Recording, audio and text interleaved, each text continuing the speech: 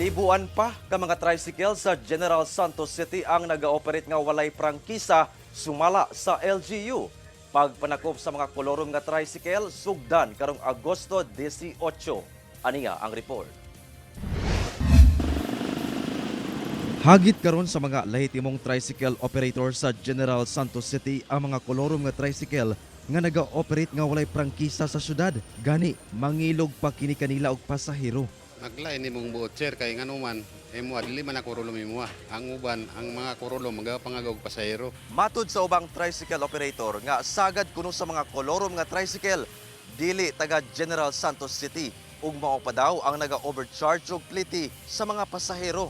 Tungod niini, nagtakda ang Gensan LGU karong Agosto 18 nga ilahan ng dakpon ang mga kolorum nga tricycle matud sa Public Safety Office. As of August 5 karong tuiga, sa 6,000 ka tricycle nga dunay prangkisa, halos 2,500 pa lang niini ang nakarenew. Libuan pa ang expired o kolorum. Samtang sa 9,000 nga target isip new applicants, 2,600 pa lang niini ang nakapag-file.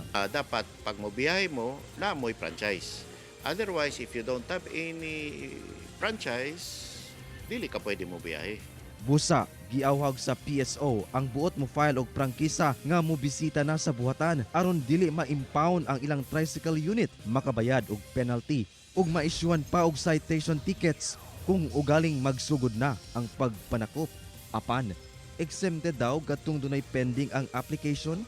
Namagoy mga nag-apply na nga pending pa ang ilang franchise. Nganong pending kay pa-approve pa man na sa SP. Kung tahay gi-plug down sila. Unsay ilang ipakita nila ang original copy nila sa application.